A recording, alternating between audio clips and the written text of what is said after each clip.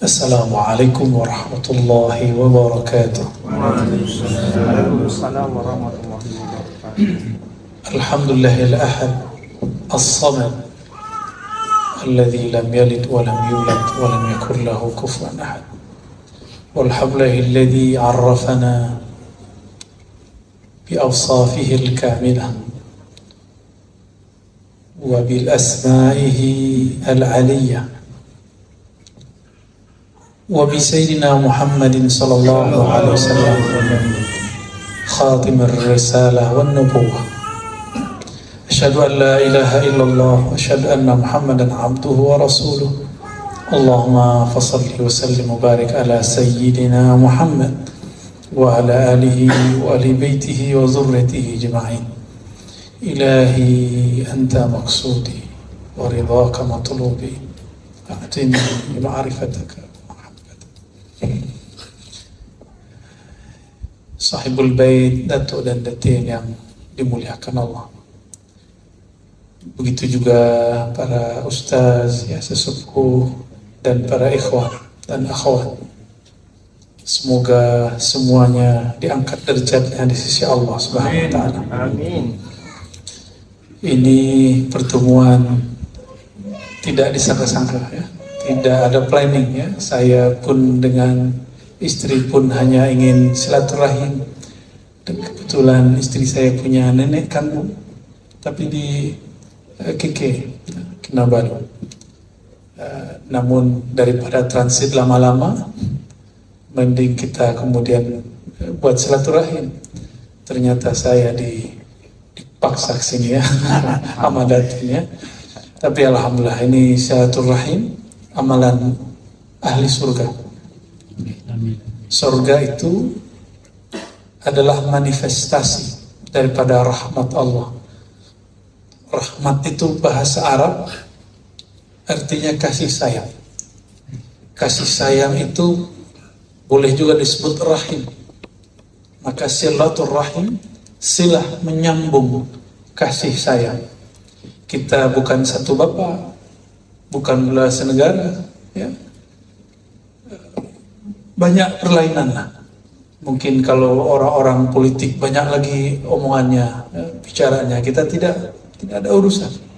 Tapi alhamdulillah karena sama-sama cinta Allah, sama-sama cinta Rasulullah, sama-sama cinta ahli-ahli zikir, ahli-ahli tariqah, Qadiriyah kah, Naqsyabandiyah kah, atau tariqah-tariqah yang lain kah. Maka benarlah Allah mengatakan innamal mu'minuna ikhwah. Yang hanya merasa bersaudara itu orang-orang yang di dalam hatinya ada kepercayaan kepada Allah. Maka apapun thariqah kita, jangan membuat kita kemudian bertengkar. Itulah petuah yang ada di dalam tanbih. Thariqah itu hanya jalan, yang penting sampai kepada Allah, ya. Usul kepada Allah Subhanahu wa ta'ala. Tadi sedari makan siang, Datuk tadi nanya ya, bertanya persoalan apakah betul kita ini harus tahu sifat 20 ya? Nah, apa jawabannya? Sifat 20 pelik ya? Pelik kalau nggak tahu cara menjelaskannya. Ya. Mungkin selama ini ada orang berusaha mengurai, mensyarah ini, tapi dia mensyarahnya pun dia pusing itu kalau bahasa kami apa ya, pening kepalanya. Si gurunya pening, apalagi muridnya. Itulah yang terjadi pada saya bertahun-tahun, sampai bertemu seorang syekh, namanya Syekh Muhammad Hasan itu. Kami mengambil satu kitab dari beliau, namanya Ummul Barahim, mensyarah aqidah al-Imam As-Sanusiyah As-Sughra, yang merupakan kitab mu'tamad dalam aqidah Ahlus Sunnah, yang dimanhajkan, yang dijelaskan manhajnya oleh Imamuna Abul Hasan Al-Ash'ari, sehingga disebutlah sebagai kitab aqidah ulama Asy'ariyah. ya, Asy'ariyah. Nah, nanti saya jelaskan yang ringkasnya. Ya, itu ada yang peliknya. Ya, apa bahasa di sini yang susah itu apa? Pelik, rumit, Sama ya. sama ya. Ada yang rumitnya, ada yang mudahnya. Kalau yang mudahnya cukup menggunakan surat Al-Ikhlas, Qul huwallahu ahad. Nah, ini ada ininya, ada ya.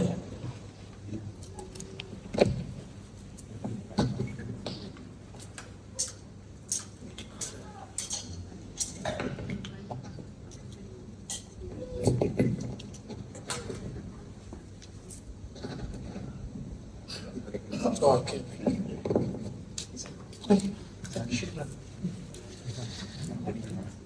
Ya, sebelumnya walaupun tadi sudah tawassul, tapi kita baru bertawassul kepada ahli zikir. Kita belum bertawassul kepada imam ahli sunnah. Imam kita Abdul Hasan al-Asy'ari, dan juga imam kedua Abu Mansur al-Maturidi. Setahu saya semua mufti-mufti di negeri ini semua mengikuti akidah Asy'ariyah Maturidiyah, kecuali satu negara bagian ya, yang tidak usah kita sebutlah. Ya, saya pun tidak tahu di sana mereka apa, karena kita belum berkenalan. Nah, ini diambil dari ayat surah Muhammad ayat 19. Fa'lam annahu la ilaha illallah. Nah, inilah dalil belajar sifat Allah. Fa'lam annahu la ilaha illallah.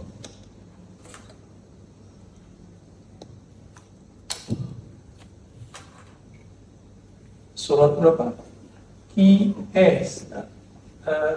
Quran surah ya. Muhammad.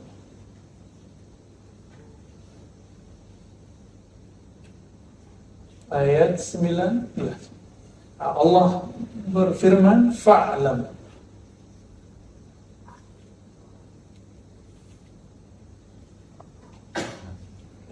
Fa'lam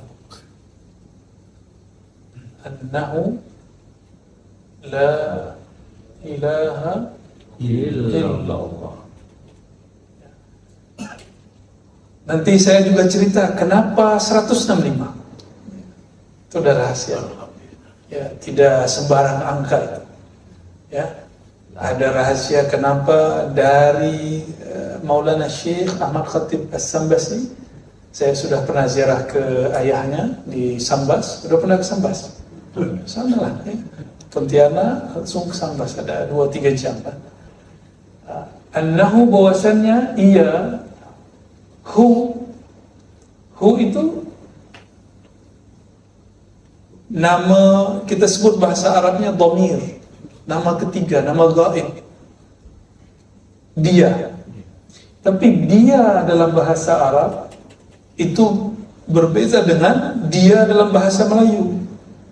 Kita sebut dia biasa, tapi ketika menyebut Allah dia, ini ada rahasia.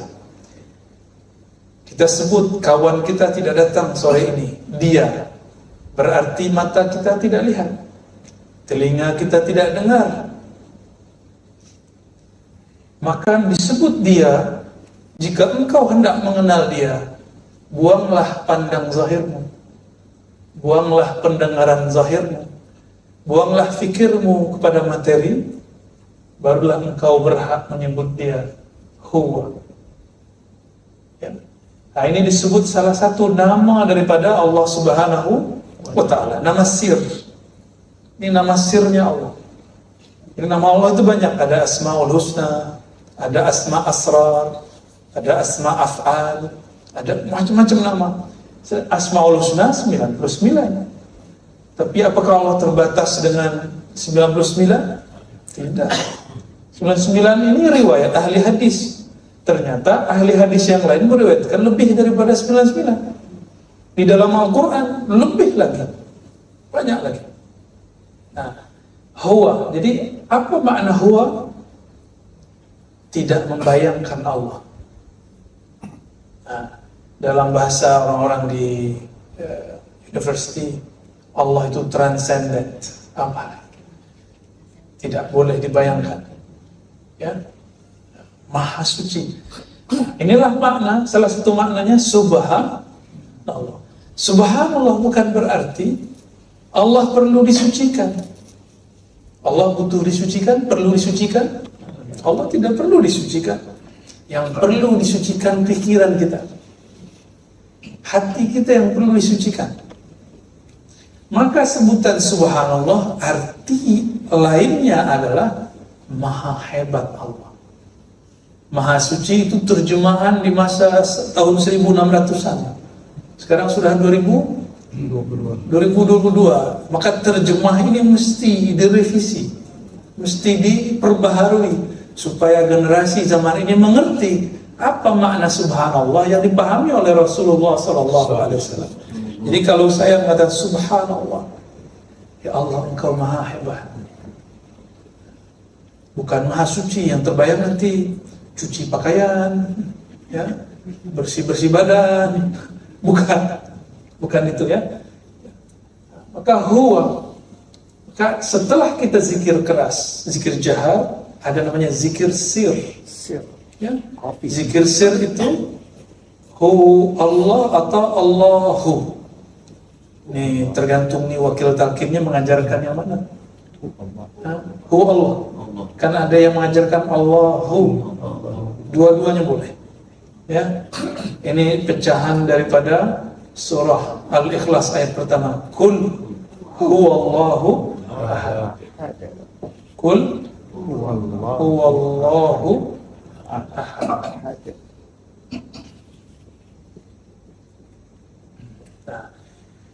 Huwallah, zikir ini disebut zikir khafi. Kenapa disebut khafi? Karena hanya kita yang mendengar, hanya diri kita yang mendengar. Adapun yang disebut jalan zikir, diambil dari pusat, dibawa ke bagian mana, itu disebut dengan garis khayali. Ya, bukan khayal bahasa kita. Khayal bahasa kita suka bukan khayali dalam bahasa ilmu zikir itu adalah kekuatan fikiran. Seorang Nabi Muhammad SAW jika tidak mempunyai kekuatan khayali, maka ia tidak dapat menangkap wujudnya Sayyidina Jibril alaihissalam. Ya, karena beliau kekuatan khayalinya hakiki. Kalau khayali kita khayal-khayalan, mimpi-mimpian, ya, mimpi hanya sebatas khayalan. Kalau khayali yang dimaksud itu adalah kekuatan rohani. Ya. Huwallah diambil ya dari bagian pusat, ya, ditarik ke pikiran. Nah, kenapa dibawa ke bagian otak sini? Karena disinilah banyak pikiran-pikiran terhadap dunia. Inilah yang membuat seseorang tidak mampu mengingat Allah Subhanahu Wa Taala, hijab pikiran. Ini yang membuat salat tidak pernah khusyuk. Maka ahli-ahli zikir dari dahulu selalu menghujamkan kalimat itu ke pikiran sampai kepada ubun-ubun. Kenapa ubun-ubun? Nyawa keluar dari situ. Roh kita jika nanti wafat, meninggal, keluar dari situ. Karena dulu dia pun masuk dari bagian itu. Ya. Masuk dari sini, nanti keluar juga dari situ. Ya. Hu Allah. Katakanlah hai Muhammad. Huwallah. Maka jika hendak kita ini merasakan nikmatnya zikir huwallah, haruslah mengambil sifat sanmu Muhammad. Ya. Jadi kalau tuan-tuan, puan-puan bertanya, kenapa di saya tidak susah menikmati zikrullah? Karena belum mengambil sifat-sifat Muhammad. Maka tanbih, tazkirah dari para guru itu gunanya supaya kita memakaikan sifat Muhammad sallallahu alaihi wasallam. Kul, katakanlah hai Muhammad. Jika Nabi Muhammad SAW diperintah, maka kita pun diperintah. Ya. Nah. Apa yang dikata huwal? Maka zikir huwallah itu zikir pembuka rohani. Tapi ujungnya apa? Dari sinilah nanti kita pecah sifat-sifat Allah. Sebelumnya mari kita baca surah Al-Fatihah untuk imam kita Abul Hasan Al-Ash'ari dan Abu Mansur Al-Maturidi dan sadatina ahli silsilatul tariqatin Naqsyabandiyah wal Qadiriyah wa jami' turuq Sufiyah. Al-Fatihah. أعوذ بالله من الشيطان الرجيم بسم الله الرحمن الرحيم الحمد لله رب العالمين الرحمن الرحيم مالك يوم الدين إياك نعبد وإياك نستعين اهدنا الصراط المستقيم صراط الذين أنعمت عليهم غير المغضوب عليهم ولا الضالين. Ini harus disempurnakan. Quran kita riwayat Imam Asim diriwayatkan oleh Imam Hafiz menyebutkan bahwa Al-Fatihah 7 ayat. Termasuklah di situ Bismillah. Lalu siratal ladzina an'amta alaihim itu bukan satu ayat. Dia harus disambung. Maka afdalnya nih ke depannya Ustaz. Itu satu nafas. Siratal ladzina an'amta alaihim ghairil maghdubi alaihim waladdallin. Kalau ada berkah nanti malam kita kasih ijazah Al-Fatihah satu nafas. Amin. Dari awal Bismillah sampai Akhir. Waladdallin. Tanpa mengurangi hak-hak huruf, yaitu madnya, ya, tasydidnya tidak boleh berkurang. Insyaallah nanti kalau malam Allah kasih kita minhah rohaniah, keberkahan rohaniah. Insyaallah. Ya. Biar nanti kalau tawassul satu nafas itu akan memperkuat rohani. Jika ingin mendapatkan satu rahasia surat, bacalah satu nafas. Dan selalu kita baca satu ayat satu nafas, benar? Coba baca ayat dua nafas. Bismillah. Bisa?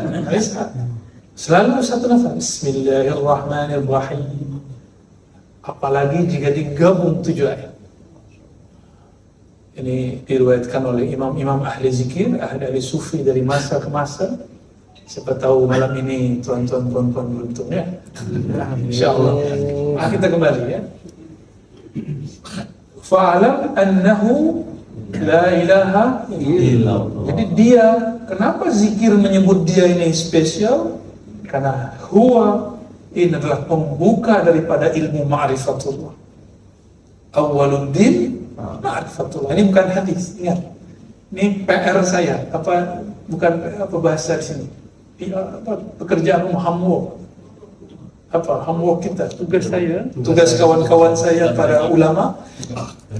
Ya, untuk meluruskan, karena kebanyakan ahli thariqah tidak belajar hadis secara mendalam, sehingga yang bukan hadis disebut hadis. Maksudnya baik, cuma mungkin karena tidak ada knowledge mengenai itu, nah kita tidak usah salahkan, tidak usah hina, kita perbaiki. Tidak dijadikan bahan olok-olokan, ya, istihza bukan untuk bahan merendahkan, tidak. Ini kewajiban saya dan kawan-kawan saya yang mengerti bab ini, bahwa awwaluddin ma'rifatullah bukanlah hadis Nabi, tapi pemahaman terhadap ayat ini. Surah Muhammad ayat 1. Nah, fa'lam, maka ilmuilah. Fa'lam itu dari ada ain fa, ada ain lam mim, ilmuilah. Ya. Ilmu dalam bahasa Arab artinya pengetahuan yang lengkap, pengetahuan yang qat'i, yang dapat menghilangkan syak. Jadi apabila di dalamnya ada syak, ragu, syak wasangka, maka dia belum disebut ilmu. Nah, inilah yang membuat ikhwan-ikhwan thariqah tidak mendapatkan natijah rahasia dalam berzikir, karena dia berzikir tidak ada ilmunya. Ini yang dimaksud Sayyidina Nabi SAW. Orang yang belajar satu ilmu, satu bab ilmu lebih mulia daripada orang yang sholat 1000 rakaat. Hadis Ibnu Majah. Kenapa? Orang sholat 1000 rakaat dia tidak kenal siapa yang dia sembah di dalam sholatnya. Untuk apa dia sholat? Ma hasal illa ta'ab. Dia hanya mendapatkan kelelahan. Inilah nasib orang yang baca zikir khatam 70.000 la ilaha illallah, tapi tidak ada makna di dalam dirinya. Ya? Jadi menyebut nama Allah itu makanan qalbu, tapi mengenal yang disebut namanya adalah makanan sir di dalam qalbu. Jadi qalbu itu masih ada lagi di dalamnya yang kita sebut sir. Ya, ya'lamu sirra wa akhfa. Allah mengetahui sir dan apa yang tersembunyi. Baik, ya. Maka zikirhu bukanlah bid'ah. Ya, jika ada nanti mufti mengatakan bid'ah, dia kurang knowledge-nya masalah ini. Kita bolehlah beradu debat, ya. Cuma saya sudah nggak suka debat. Ya. Syekh Ali Mahrus punya kitab Al-Ibda' fi Madar al-Ibtida' menjelaskan dua aliran. Di masa dahulu ada namanya Ibnu Taimiyah rahmatullah alaih, yang kemudian jadi panduan ikutan qudwahnya orang-orang Wahabiyah. Tidak masalah, kita tidak pernah benci Wahabi. Cuma kita mengatakan kita berbeda dengan Wahabi. Cara pemahaman beda, ya, banyaklah hal yang berbeda. Ibn Taimiyah mengatakan zikir dengan hu tidak sempurna. Dia harus kalimat sempurna.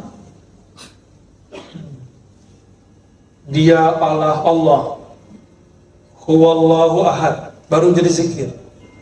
Enggak, bagi kita tidak. Huwa itu salah satu nama. Siapa yang mengatakannya? Imam-imam besar kita dari dulu. Ya, ada satu kitab judulnya Usuluddin, kitab Ahlus Sunnah. Kitab Usuluddin ditulis oleh Imam Al-Baghdadi, ya.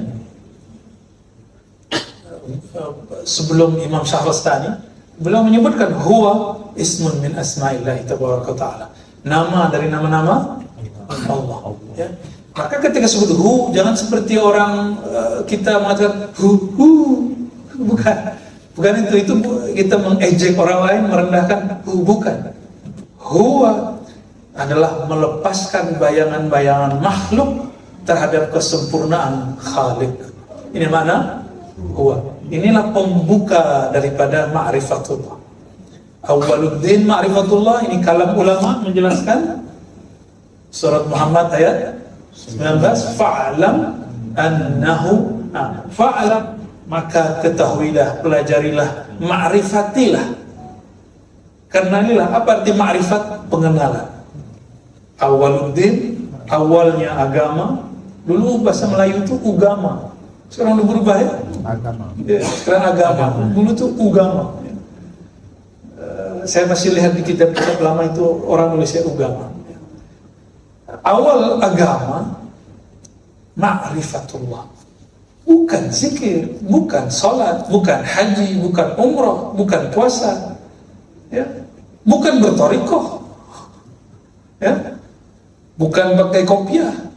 Bukan celana apa namanya? Jingkrang. Bukan jenggot, ya.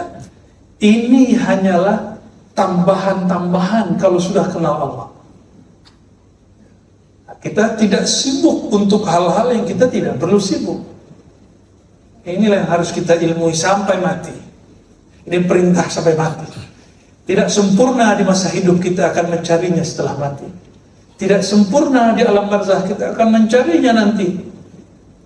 Dan siapa yang kenal Allah? Fa'lam. Siapakah yang diperintah di situ? Sayyidina Muhammad sallallahu alaihi wasallam. Maka pintu mengenal Allah hanyalah Nabiuna Muhammad sallallahu alaihi wasallam. Jadi kalau ada kalimat awwaluddin ma'rifatullah, awal agama adalah mengenal Allah, pintu mengenal Allah adalah Sayyidina Muhammad sallallahu alaihi wasallam. Pintu ini di dalamnya ada kota ilmu. Maka gerbangnya adalah Sayyidina Ali karamallahu wajhah. Maka silsilah Thariqah Qadiriyah Naqsyabandiyah yang tuan-tuan puan-puan pegang itu jalurnya kepada silsilahnya kepada Sayyidina Ali. Ini bukan Syiah. Ini Ahlus Sunnah. Membenci Sayyidina Ali itu disebut nasibah. Ada Rafidah, ada nasibah. Ini dua hal yang beda. Rafidah membenci sahabat-sahabat Nabi. Kalau Nasibah membenci ahlu bait Nabi. Kalau ahlu sunnah tidak Rafidah, tidak Nasibah. Kita di tengah-tengah itu. Insya Allah. Ya. Maka semua thariqah, selain thariqah Naqsyabandiyah mempunyai dua silsilah. Satu Sayyidina Abu Bakar, yang kedua Sayyidina Ali. Selebihnya semua thariqah melalui Sayyidina Ali. Inilah makna ana madinatul ilmi wa aliyun babuha. Aku adalah kota ilmu, Sayyidina Ali lah pintunya. Ya.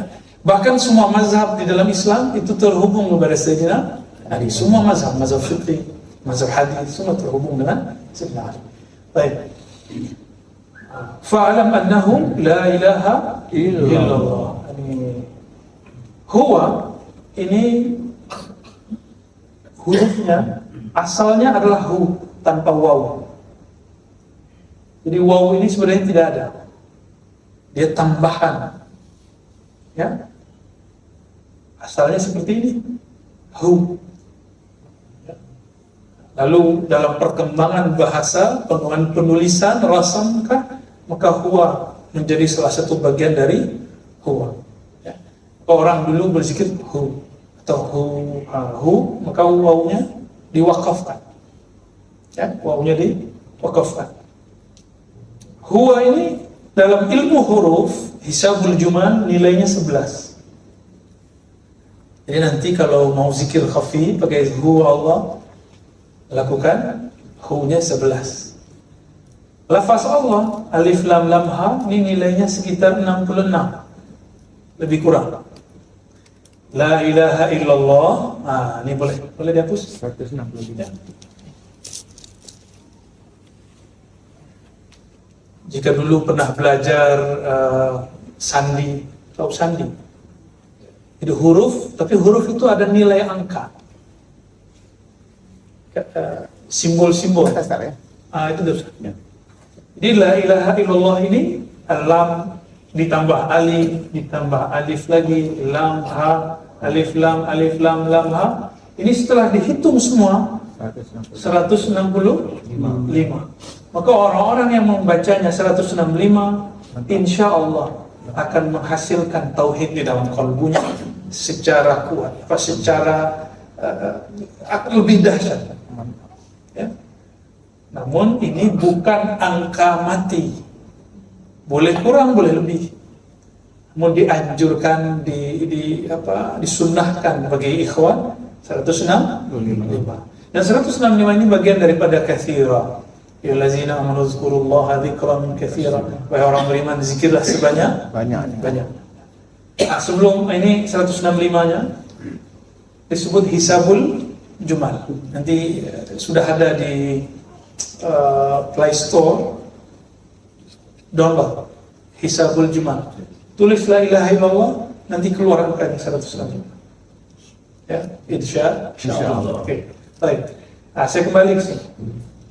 Apabila hendak kenal Allah, ulama-ulama kita dahulu merumuskannya dengan rumusan yang seharusnya menurut saya itu mudah. 20 sifat itu mudah, karena sifat Allah tiada batas, lalu dijadikan 20 itu berarti sudah sangat mudah. Lalu apa persoalannya? Orang yang menjelaskannya mungkin tidak menguasainya. Sehingga guru itu jika di dalam kepalanya ada cahaya, maka yang diajarkan cahaya turun cahaya ke muridnya. Jika di kepalanya pusing, sakit kepala, bingung, syak, maka dia akan menularkan syak kepada muridnya. Maka berguru itu wajib hati-hati. Ya. Fanzur amman ta'khuzuna dinakum. Begitu perkataan ulama ahli hadis. Perhatikan kamu mengambil ilmu dari siapa. Karena orang yang ragu akan menularkan ragu. Orang yang suka merendahkan kelompok lain akan menjadikan murid yang suka merendahkan. Orang yang merasa paling alim, dia akan menularkan penyakit itu. Jadi jangan heran jika ada sekelompok orang kemudian merendahkan kelompok yang lain. Itu kesalahan dari mendidik. Nah, kita tidak boleh seperti itu. Ya. Semuanya mulia. Walaqad karramna bani Adam. Sungguh kami telah muliakan keturunan Adam. Apakah dia Arab, apakah dia non Arab, apakah dia kulitnya apa nih, sawo matang ya? Atau kulit putih ya? Orang putih orang sini ya? Orang bule. Ya, bule. Kalau kita nyebutnya londo. Baik. Nah, 20 sifat ini bukan dari Rasulullah. Ini harus dijelaskan. Nanti orang-orang yang tidak paham akan menjadikan ini sebagai olok-olokan. Tuh buktinya, kamu itu belajar tauhid bukan dari Rasulullah. Ini buatan imam. Ya. Orang seperti itu tidak paham bahwa semua ilmu dalam Islam itu dibuat bukan oleh Rasulullah. Ilmu itu disusun oleh imam-imam. Semua ilmu. Orang yang mengatakan langsung saja kepada Sahih Bukhari. Langsung saja kepada Sahih. Tidak perlu pakai imam tadi siapa? Asy'ari. Orang Malaysia suka biasanya kasih nama anak Asy'ari. Asy'ari, Syari. Banyak saya lihat teman-teman saya banyak namanya ini. Ya. Nama kecil saya juga Ari. Ini ambil dari itu ya. Imam Asy'ari ini wafatnya tahun 324. Tapi diperkirakan lahirnya 255 atau 60. Ya, 255 atau 260. Berarti di zaman salaf. Salaf itu ujungnya tahun 300. Salaf itu artinya terdahulu. Kalau salafiyah itu orang yang mengklaim dirinya pengikut salaf. Ya, bolehlah ya, suka-sukalah. Imam Asy'ari merumuskan sifat-sifat Allah supaya orang-orang awam mudah mengenali Allah. Dirumuskan 20 sifat. Sifat wajib, ada sifat mustahil 20, ada jaiz. Masih diajar di Malaysia. Masih wajib itu. Ya. 20 sifat ini dirumuskan abad ketiga. Kata kawan saya tadi apa? Ikut Asy'ari, langsung saja pada Sahih Bukhari. Dia tidak tahu Imam Bukhari itu lahirnya tahun 194, wafatnya tahun 256. Ya, berdekatan lah. Oleh karena itu, Sahih Bukhari bukan buatan Rasulullah sallallahu alaihi wasallam, tapi itu karya dari imam kita Muhammad bin Ismail al-Bukhari, berasal dari kota Bukhara. Alhamdulillah saya diizinkan Allah ke sana, tapi beliau wafat di Samarkand. Sudah ke sana? Belum. Ya, semoga nanti kita dapat ke sana. Ziarah ke silsilah Naqsyabandiyah. Insyaallah. Ya. Ada 9 imam Naqsyabandiyah di kota Bukhara. Imam Naqsyabandiyah di situ yang sezaman dengan Sayyidina Abdul Qadir Jilani, namanya Abdul Khalid Al-Wujdawani. Beliau dari Malta. Malta ini suatu pulau antara Afrika, Itali, ya, di tengah-tengah. Mereka berbicara bahasa Arab, tapi mereka sudah tidak tahu kalau itu bahasa Arab, karena tulisannya tulisan Latin. Ya, menyebut wahid, itsnain, khamsa, sama seperti orang Arab. Syekh Abdul Khalid Al-Wujdawani sama-sama belajar dengan Syekh Abdul Qadir Jilani kepada seorang imam yang disebut namanya dalam tawassul, Yusuf Al-Hamadani. Ya. Yusuf Al-Hamdani, beliau mengajarkan zikir khafi, zikir lembut, Allah atau Hu, Allah. Nah, Syekh Abdul Qadir Jilani punya guru yang lain mengajarkan zikir Allah keras. Syekh Abdul Khalid juga sama. Jadi dua murid ini sama-sama zikir keras dan suka juga zikir lembut. Jika di Baghdad ada Syekh Abdul Qadir Al-Jilani, maka di Bukhara ada Syekh Abdul Khaliq Al-Wujdawani. Disebutkan dalam khatam, ya, ditawassulkan. Ya. Nah, dua imam ini mengajarkan zikir keras, zikir lembut. Zikir lembutnya dari seorang imam, namanya siapa tadi?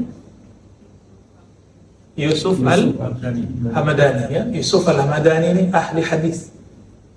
Beliau ahli hadis. Yusuf Al-Hamdani adalah sahabat dari Imam Abu Hamid Al-Ghazali.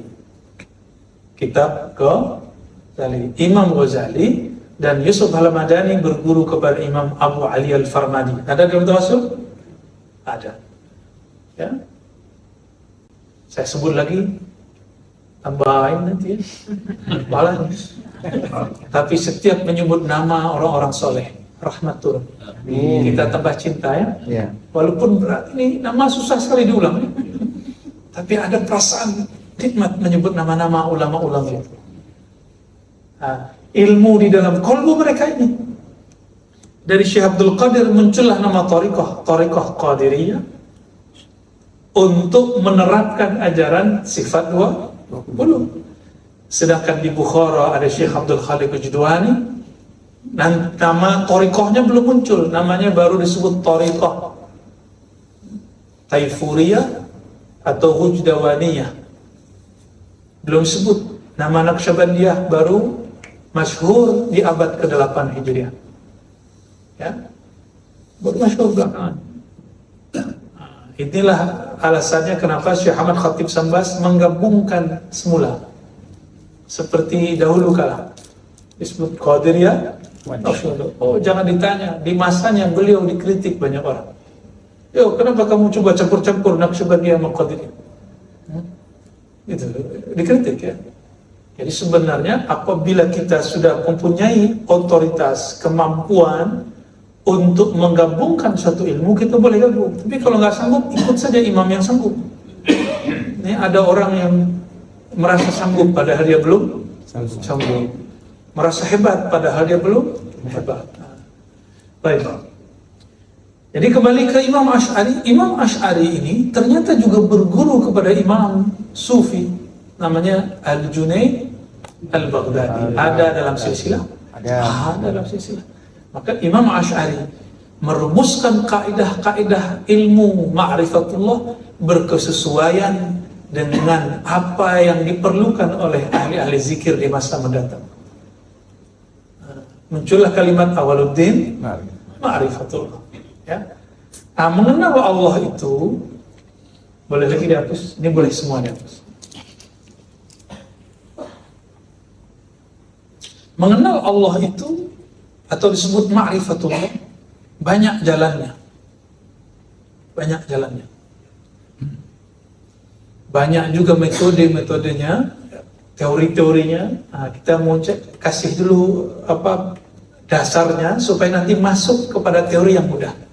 Ya. Maka 20 sifat bukanlah ilmu yang suci. Boleh kita revisi juga kalau berani. Nah, saya tidak revisi, saya biarkan begitu, tapi kita berikan opsi yang lain. Opsi yang lain ada yang lebih mudah. Nanti kita buka ya. Ma'rifatullah. Saya tulis M ya. Ma'rifatullah itu ada dua cara para ulama. Ada mereka yang melakukan yang kita sebut riyadhah. Apa arti riyadhah? Latihan yang berulang-ulang. Itu arti riyadhah. Latihan yang ini mengamalkan satu hadis riwayat Imam Abu Nu'aim, man amila bima alima allamallahu ilman ma la ya'lam. Siapa yang mengamalkan satu ilmu yang dia tahu, maka Allah akan ajarkan satu ilmu yang dia belum tahu. Itu disebut dengan laduni atau futuh. Jadi laduni itu pintunya mesti mengamalkan ilmu. Berarti laduni itu ada asbab ilmu menjadi basicnya. Mustahil orang tidak berilmu dapat laduni.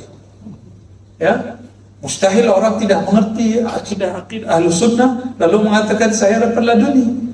Ya, itu bukan laduni. Syaitani. Dan saya yang bicara ya.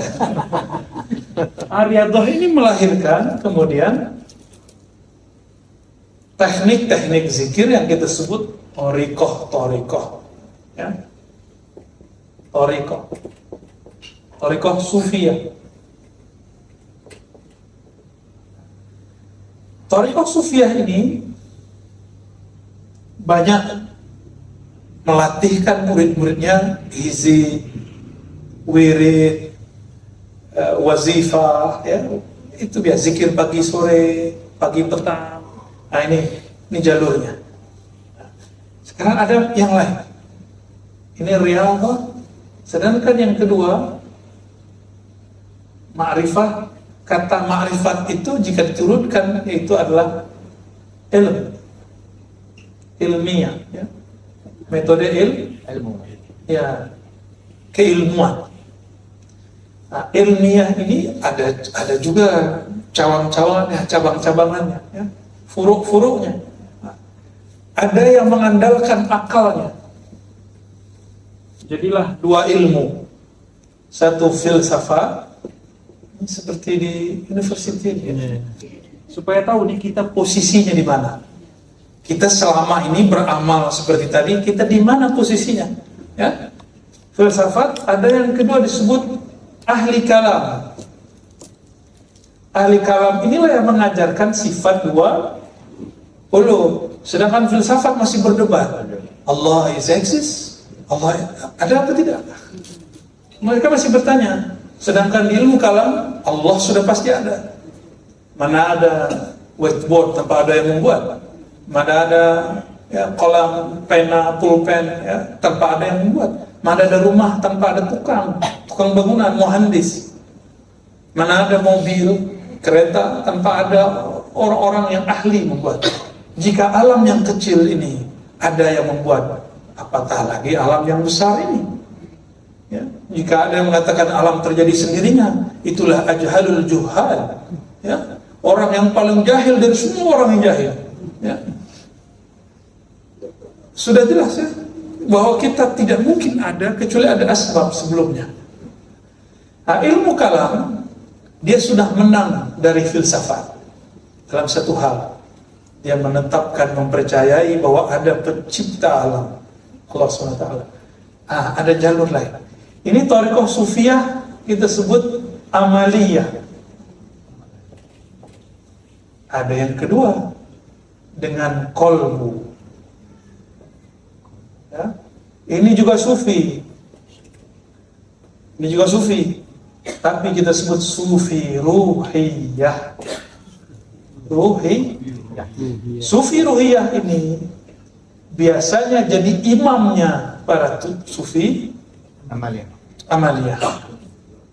Namun karena sufiyah ini tidak dapat diijazahkan kecuali hanya dengan laduni dari Allah, maka tidak semua orang-orang sufi, thariqah sufi mencapai kepada ma'rifat sufiyah. Jadi bedakan thariqah sufiyah dengan ma'rifat sufiyah. Thariqah itu hanya teknik zikir, sedangkan ma'rifat ini dia sudah mulai knowledge, mengenal siapa yang dizikirkan. Sebut hu Allah. Jika orang ini disebut 1000 kali tidak ada bergetar di kalbunya, orang-orang ini disebut hu Allah 1 kali, bulu romanya berhenti. Dia merasakan, mengenal sang pemilik nama. Maka afdolnya dua kelompok ini bergabung. Jangan hanya berbicara tentang ma'rifat tapi tidak ada amal. Jangan hanya beramal tanpa ada ma'rifat. Kalau ini terjadi, maka tidak ada thariqat yang sesat. Tidak ada ilmu kajian ma'rifat diri yang sesat. Kan ada kajian hakikat insan, kajian diri, tapi ada 1-2 yang menyimpang, ya, yang kemudian saya tidak tahu apa yang terjadi pada mereka, lalu mereka tidak sholat, apalagi baca tasbih, ya, apalagi baca la ilaha illallah 165, sholat pun tidak. Ini karena apa? Karena mereka belum sampai sebenarnya kepada ruhiyah. Mereka baru mendengar kalam gurunya, lalu seakan-akan dia sudah merasakan itu. Nah, kita gabung ini. Ruhiyah ini dia tidak difikir-fikirkan dengan akal, tapi dirasakan dengan qalb. Dan ini mesti ada ngaji, ada ta'allumnya, belajarnya. Tidak hanya zikir. Maka tempat ini semoga nanti menjadi gabungan antara ada amaliyah, ada ta'lim. Baca kitab. Semoga nanti di kunjungan saya ke depan kita mau kaji kitab Sirrul Asrar. Itu kitab yang disukai oleh Sahibul Wafa, Abah Noh. Beliau sangat suka dengan kitab itu. Kitab itu dinisbatkan sebagai karya Imam Syekh Abdul Qadir Jilani Qaddasallahu sirrah. Ya, dan itu kitab ma'rifat. Berarti beliau tidak hanya mengajarkan zikir keras, tapi juga mengajarkan zikir khafi, zikir ma'rifat ruhiyah. Ya. Orang kalau sedang sampai di sini tidak ada lagi yang berebut jadi mursyid. Ya, karena semuanya merasa tidak pantas jadi mursyid. Ya. Tapi kalau baru di sini, berebut. Salah-salahkan wakil rakib, salah-salahkan muqaddam, salah-salahkan mursyid lain, thariqat lain. Ya. Jalan ke tempat ini banyak.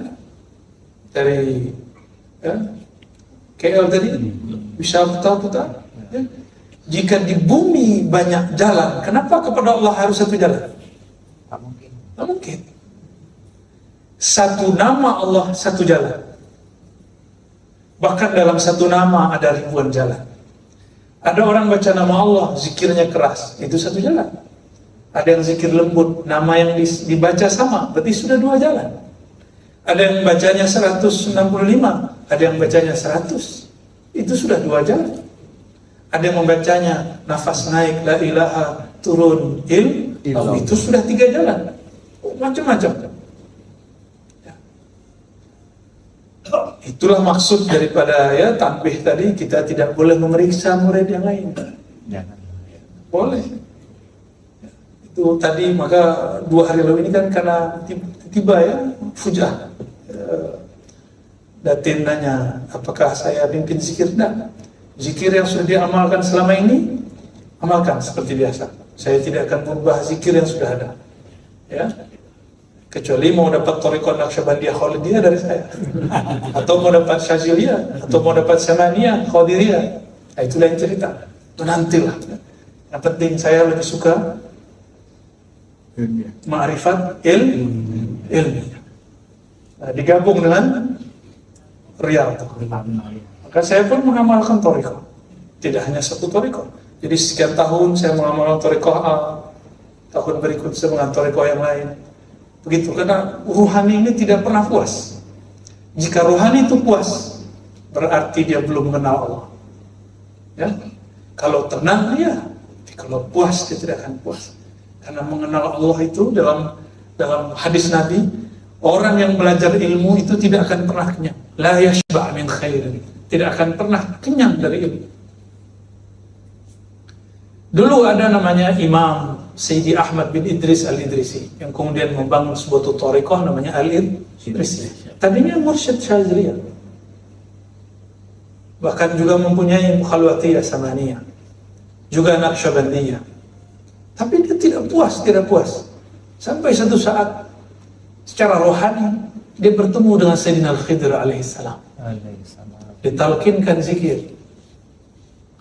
Maka secara rohani dia menyebut thariqatnya Ahmadiyah, Muhammadiyah atau Khidriyah. Boleh terjadi, tapi di zaman itu dia dianggap sesat. Biasa. Orang-orang ini, ruhiyah ini akan selalu dianggap sesat di zamannya. Tapi tidak sedikit yang mencintainya. Ada musuhnya. Wali-wali Allah, pejuang-pejuang begitu.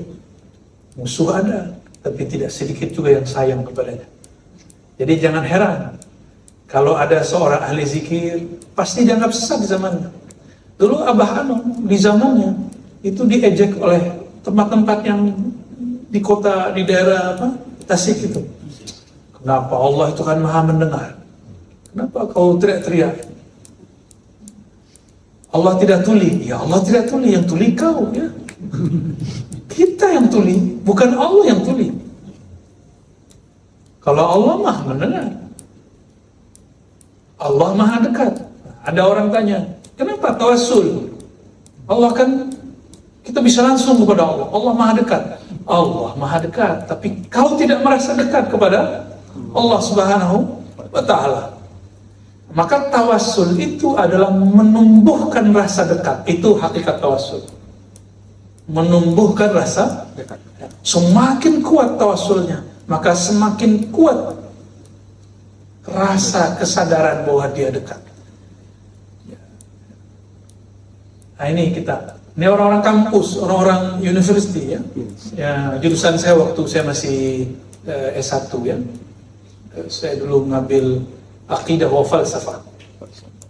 Dulu kita bacalah kitab-kitab Aristoteles, Aflatun, ya, Socrates. Kita juga baca buku-buku Abu Nasr Al-Farabi, ada Ibn Sina, kitab Al-Qanun, ada kitab Syifa. Saya kira dulu Syifa itu isinya pengobatan, ternyata bukan. Macam-macam. Lalu kemudian saya tertarik belajar Imam Ghazali. Jadi di tahun kedua saya mempelajari kitab-kitab Imam Ghazali.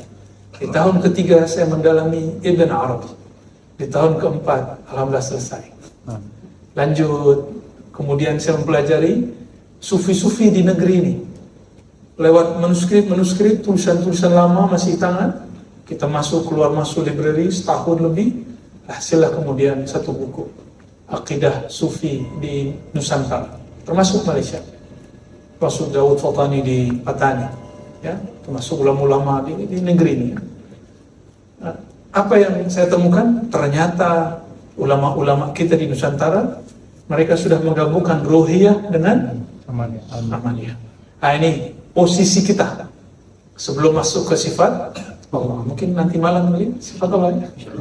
Yang sabar ya. Sabar. Jadi sifat 20 itu makanannya ahli kalam. Kita tidak sanggup mikirin semua 20. Oh tenang ya. Ada cara mudah. Banyak jalan menuju Roma. Kalau ke Roma aja banyak jalan, apalagi kepada Allah Subhanahu wa ta'ala. Allah dapat dikenal di semua sisi, di semua segi. Tenang aja. Ya, sangat-sangat mudah. Mengenal Allah itu lebih mudah dari mengenali seorang wali. Mengenali seorang wali, dia makan seperti kita makan. Dia butuh duit seperti kita butuh duit. Dia menikah seperti kita. Dia berdosa seperti kita berdosa. Ada yang nggak berdosa di sini? Semua kita berdosa. Saya pun berdosa. Semua kita berdosa. Maka jika ada di antara kita ini jadi wali Allah, orang tak percaya. Wah, masa dia wali? Mana mungkin dia wali? Dia kan makan seperti saya. Dia dulu teman saya. Dulu main pasir bersama saya, berenang di sungai bersama saya. Ya, dulu kami ngambil jambu biji orang. Tak minta. Ya, tak minta ya. Kita sulit untuk menerima ada wali di sekitar kita. Inilah dikatakan oleh Imam Ibn Athaillah dari kitab Hikam.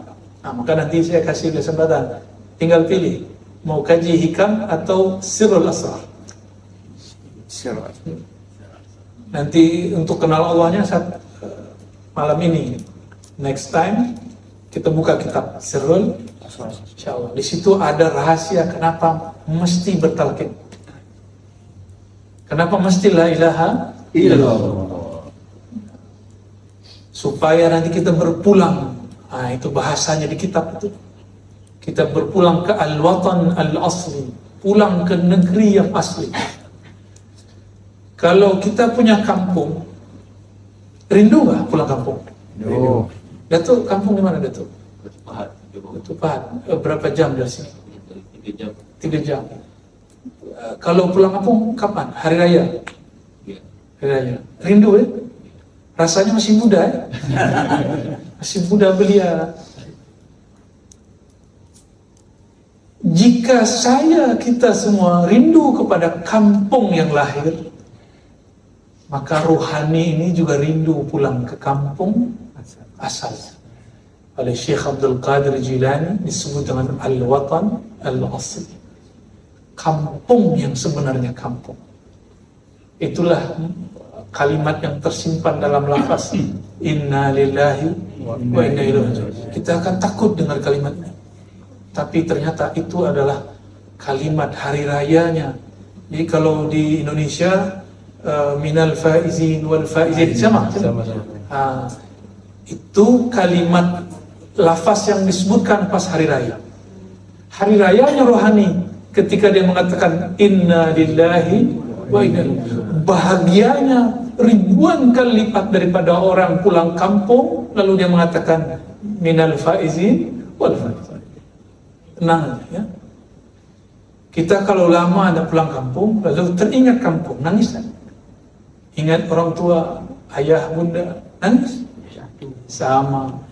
Nama-nama Allah ini akan membuka kenangan rohani kepada pertemuan dahulu dengan Allah Subhanahu wa taala. Itulah yang membuat sebagian ikhwan-ikhwan kalau zikrullah dia nangis. Dia juga bingung kenapa saya bisa nangis. Kenapa saya nangis? Kenapa saya kemudian menjadi apa bahasanya cengeng apa? Sedih. Kenapa? Itu bukan kesedihan. Itu adalah kenangan rohani. Ruh kita mengalami amnesia. You know amnesia? Apa arti amnesia? Ghaflah. Dia lupa ketika ruh masuk kemudian tidak tahu apa hubungannya dengan badan ini. Ruh itu lupa dengan memori-memori lamanya. Talqin itu akan membuka memori-memori itu. Dan isi talqin la ilaha illallah huwa Allah, dua itu. Dan saya mengatakan awal pembuka ma'rifat simbolnya ada dalam huwa Allah atau la ilaha illallah. Mau soal jawab atau saya lanjut? Soal jawab. Soal jawab, Pak, insyaallah. Oh, nanti insyaallah. Sekarang lanjut. Boleh soal jawab untuk Soal jawab. kalau lama terus rasanya belum. Oke. Kalau soal jawab. Soal jawab biar nanti muncul topik baru. Ya, hari nanti kita. Baik. Fadhal. Siapa yang mau tanya? Saya tanya. Fadhal. Terus jadi gambar tu. Baik, fadhal. Silakan. Halal.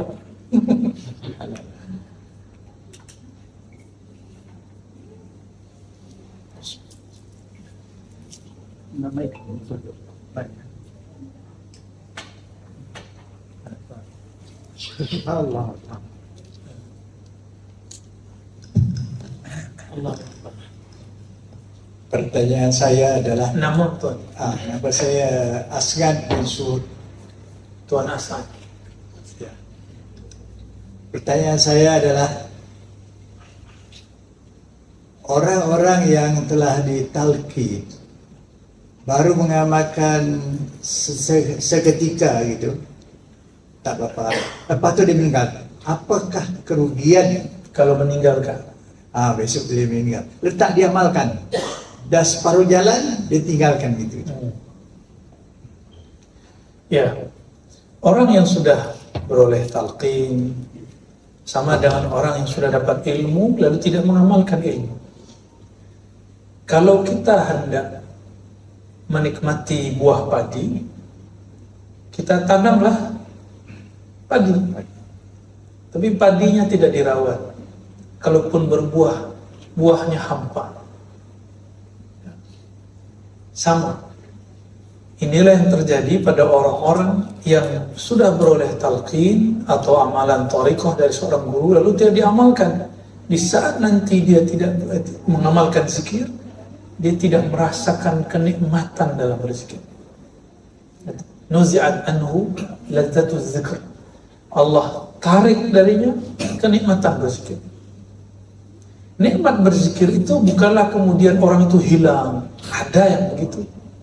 Saya sedari kecil dulu mengamalkan thariqah samaniyah qadiriyah khalwatiyah. Ada qadiriyah.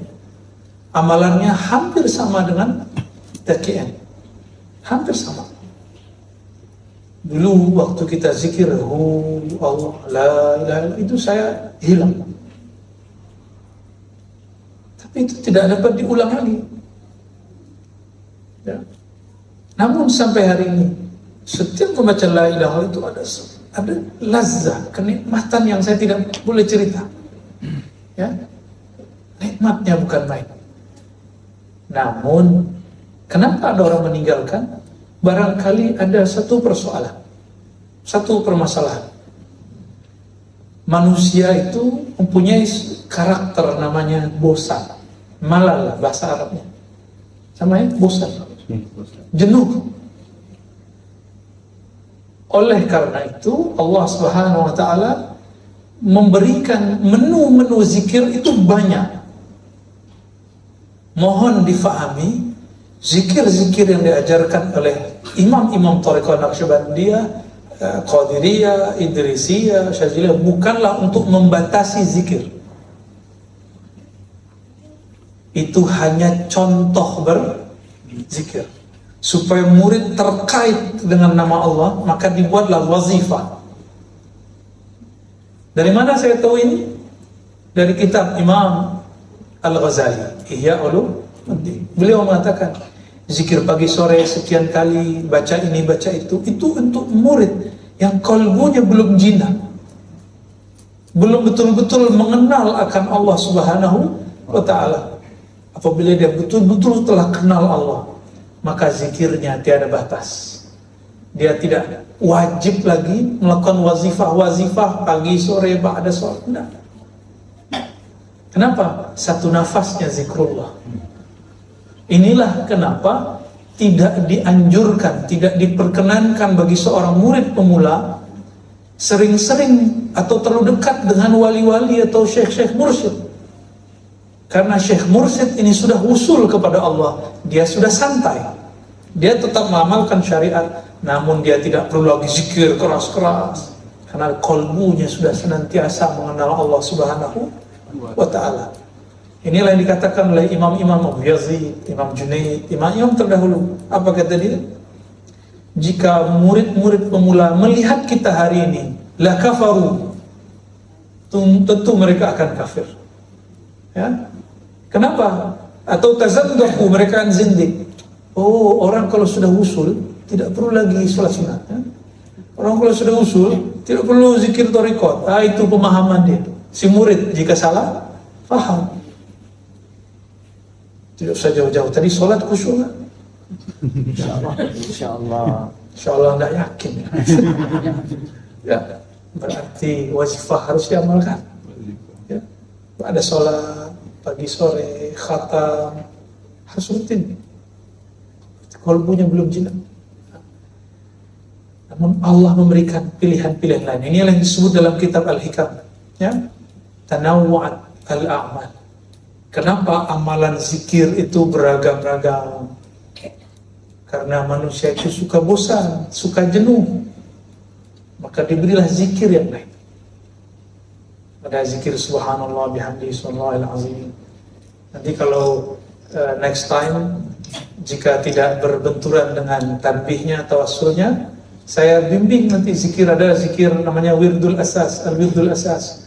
Mulai istighfar, bersama-sama istighfar, ada tahlil, ada sholawat bersama-sama. Kemudian ada lagi baca hauqala, la haula wala quwwata illa billah, ada subhanallah bihamdihi. Ada beragam-ragam. Ya. Dan itu ada thariqahnya, ada silsilahnya semua. Nah, itu bisa menghibur rohani kita.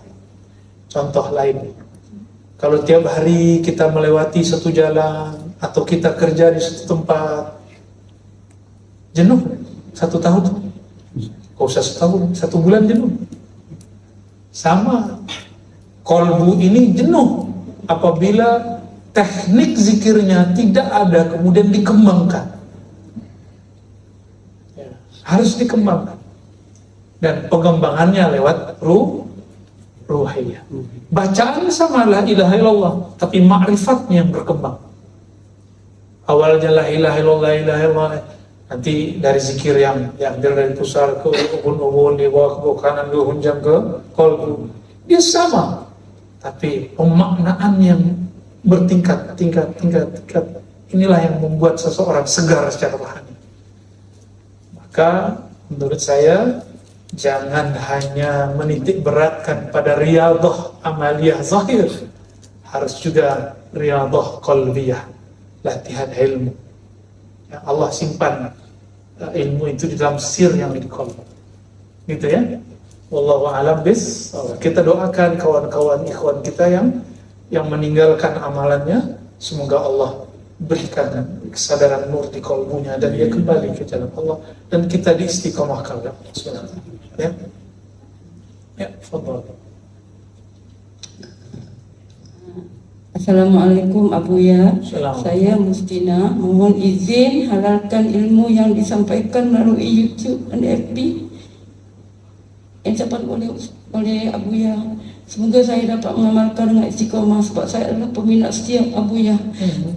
Itu saja. Assalamualaikum. Terima kasih. Ya, Bu Tina, Hajah Tina, saya izinkan untuk menikmati apakah itu kajian Thariqahnya Riyadhah Amalia, apakah itu Ruqyah, silakan. Namun jangan tinggalkan Thariqah yang sudah dipelajari. Ya, Thariqah ini bukan untuk dibentur-benturkan, tapi untuk diamalkan. Ya, silakan diamalkan, silakan diambil. Kalau perlu dibuat catatan note.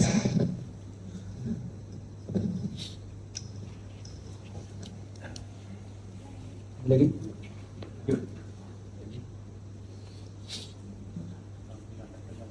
Oh ya, Tambah dengan penyesuaian saya dulu lah. ya. Bagaimana Mas Wan terikat mengaji sifat 20 tak nak, tapi zikirnya rajin. Oke. Belajar sifat 20 itu dia 20, tapi sebenarnya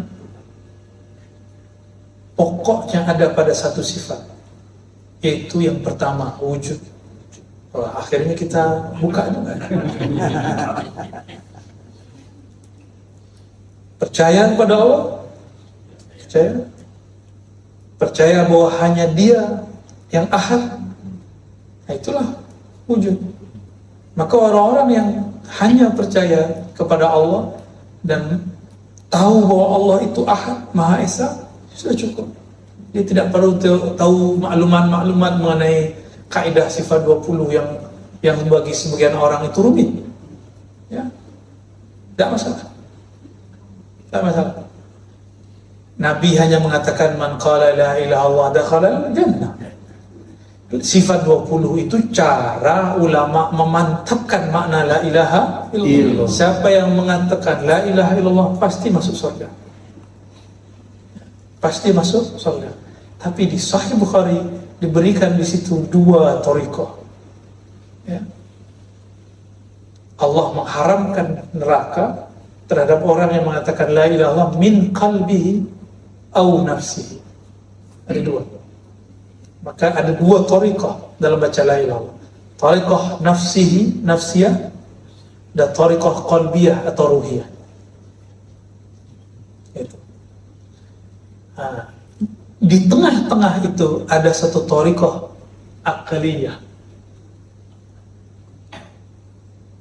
Jadi ahli kalam, ahli filsafat itu thariqahnya aqliyah. Apa perbezaan antara ahli kalam dan ahli falsafah?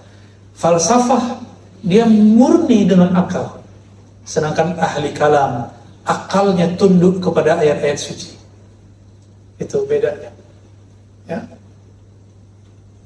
Bagaimana dengan ini? Mereka ini adalah obatnya ahli kalam. Ahli kalam ini pintar bercerita tentang Allah, tapi dia tidak pernah merasakan Allah.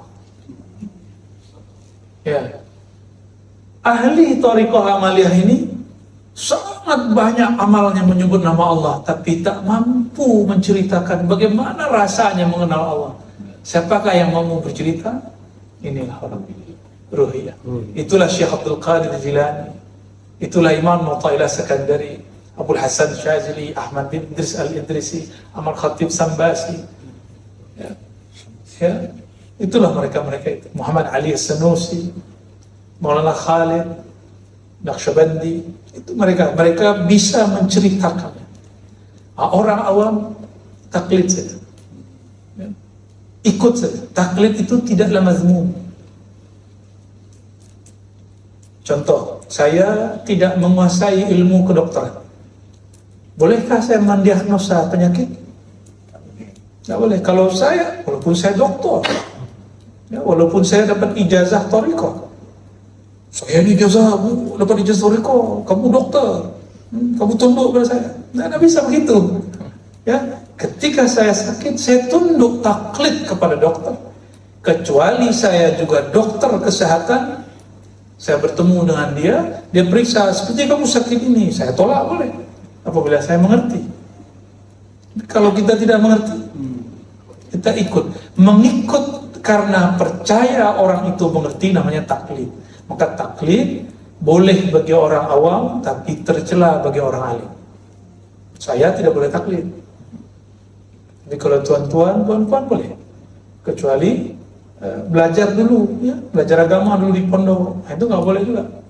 Harus tahu dalilnya. Nah, jadi bagi orang-orang thariqah yang tidak mengenal secara mendalam tentang sifat 20, dia cukup memahami yang pokok. Allah wujud ahad. Kul huwallahu ahad. Itulah. Maka sifat 20 ini cukup dibagi dua.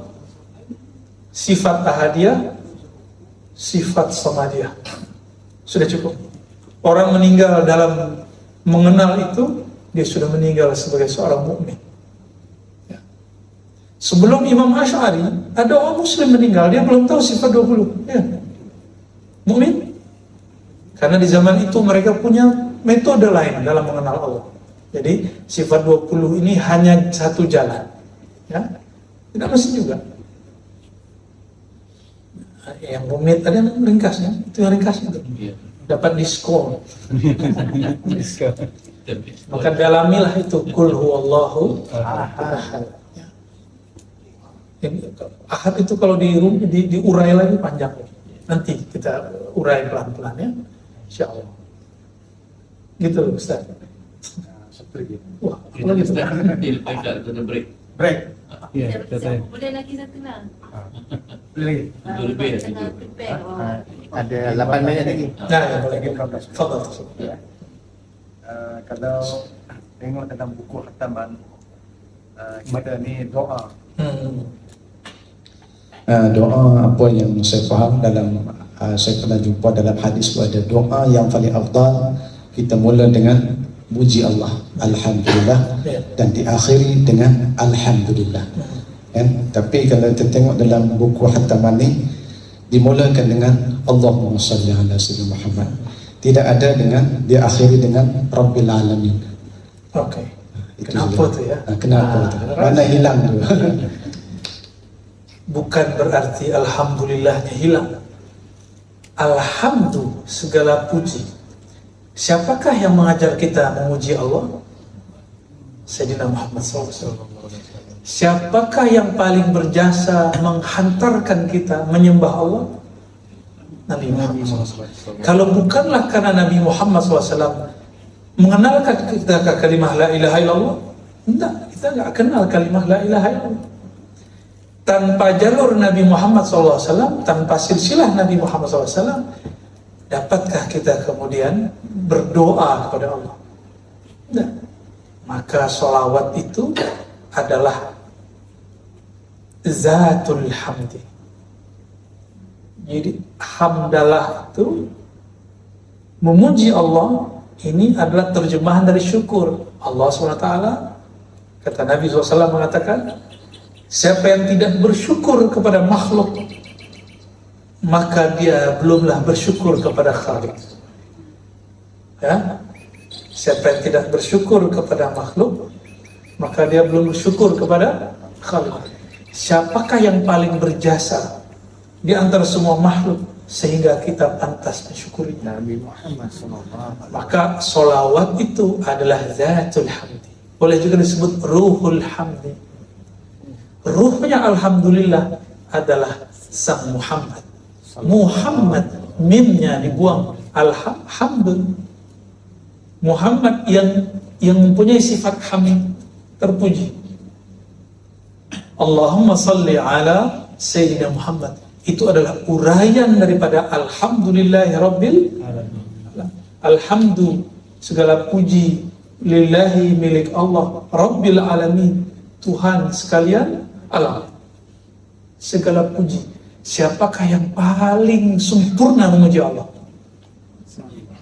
Maka pujian saya, sholat saya tidak akan diterima, doa saya tidak akan sampai, tidak mustajab apabila tidak menumpang kepada nama Sayyidina Muhammad sallallahu alaihi wasallam. Maka jika ada satu doa tidak baca salawat, dia tidak diangkat ke langit. Itulah ruhul hamd. Ini kaidah ya, kaidah. As-salawat ala Nabi SAW atau salawat Nabi ruhul hamd adalah ruhnya puji-pujian kepada Allah Subhanahu wa ta'ala. Semoga kita menjadi orang yang cinta salawat. Amin ya rabbal alamin. Ya. Tutup salawat dulu Ustaz. Fadhil. Ya, bisa ada salawat. Allahumma